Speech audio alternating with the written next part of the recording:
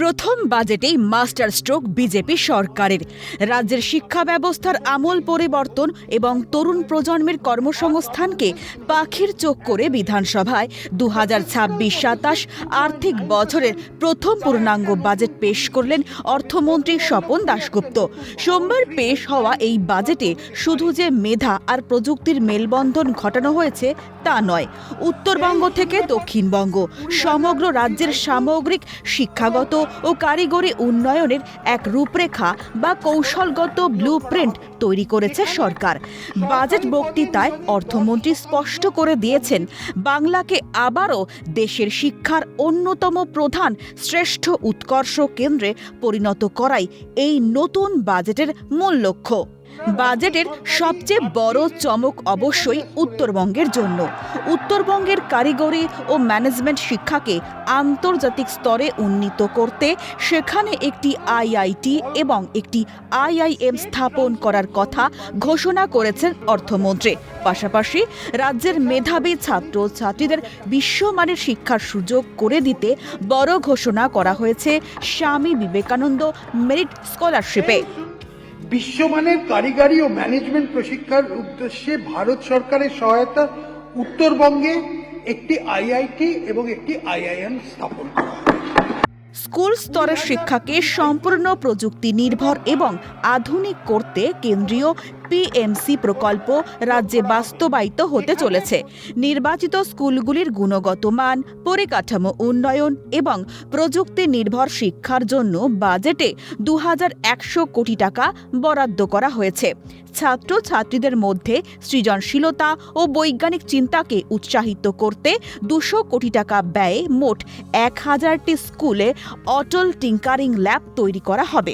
এই ল্যাবগুলি নির্মাণের জন্য প্রয়োজনীয় জমি রাজ্য সরকার দেবে।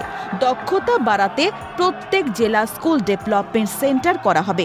আইআইটি, জেইই, ক্যাট, নেট থেকে শুরু করে ইউপিএসসি, ডাব্লিউবিসিএস, সিভিল সার্ভিস পরীক্ষার মতো সর্বভারতীয় প্রতিযোগিতামূলক পরীক্ষার প্রস্তুতির জন্য প্রতিটি জেলায় সম্পূর্ণ বিনামূল্যে দক্ষতা এবং স্কিল ডেভেলপমেন্ট সেন্টার খোলা হবে। বাংলার শিক্ষার দিক থেকে একটি উৎকৃষ্ট কেন্দ্র পরিণত করার জন্য একটি কৌশলগত রূপরেখা তৈরি করা হচ্ছে। এর জন্য কেন্দ্রীয় সাহায্য পুষ্ট পিএমসি প্রকল্পটি বাস্তবায়িত করা হবে, যার মাধ্যমে নির্বাচিত বিদ্যালয়গুলি গুণমান পরিকাঠামোর উন্নয়ন ও প্রযুক্তি নির্ভর শিক্ষার মাধ্যমে মডেল প্রতিষ্ঠান হয়ে পরিণত করা হয়। এই উদ্দেশ্যে আমি 2100 কোটি টাকা বরাদ্দ করার প্রস্তাব রাখছি। হাতে কলমে শিক্ষার দ্বারা সৃজনশীলতা এবং বৈজ্ঞানিক চিন্তাকে উৎসাহ দেওয়ার জন্য 200 কোটি টাকার প্রস্তাবিত বাজেট বরাদ্দ করে মোট 1000টি স্কুলে অটল টিঙ্কারিং ল্যাব স্থাপন করা হবে।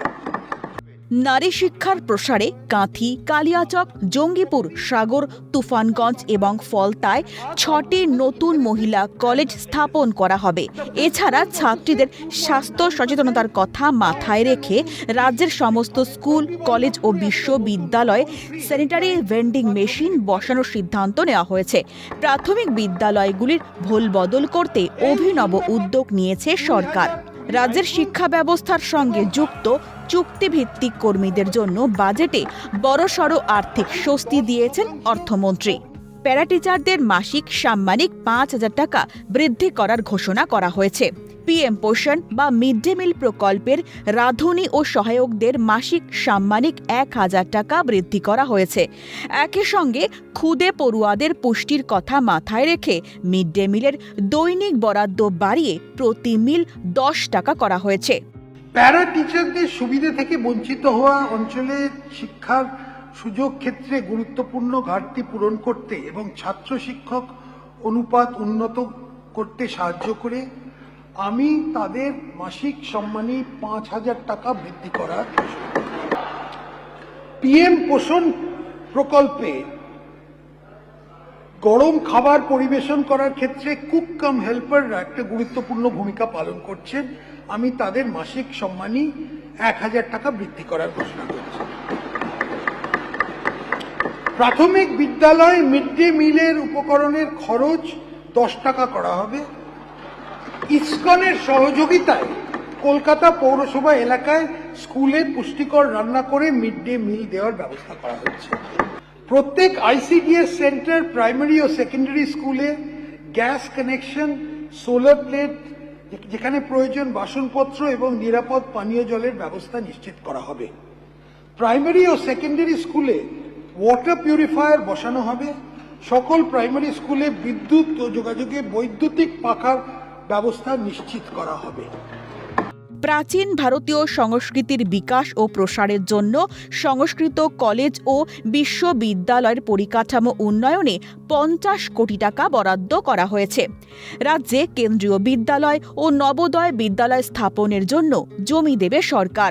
সবশেষে বাংলার যুব সমাজকে ক্রীড়াক্ষেত্রে পেশাদার করে তুলতে এবং অ্যাথলেটিক্স ও স্পোর্টস সায়েন্সের প্রসারে রাজ্যে একটি আস্ত স্পোর্টস বিশ্ববিদ্যালয় স্থাপন করার কথা ঘোষণা করেছেন অর্থমন্ত্রী স্বপন দাশগুপ্ত।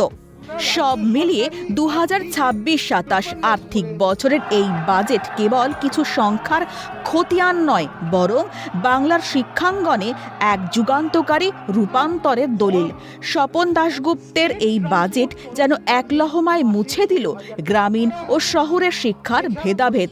প্যারাটিচার থেকে শুরু করে মিড ডে মিল কর্মীদের আর্থিক স্বীকৃতি দিয়ে সরকার বুঝিয়ে দিল পরিকাঠামো উন্নয়নের পাশাপাশি মানবিকতার ছোঁয়া দিতেও তারা অঙ্গীকারবদ্ধ।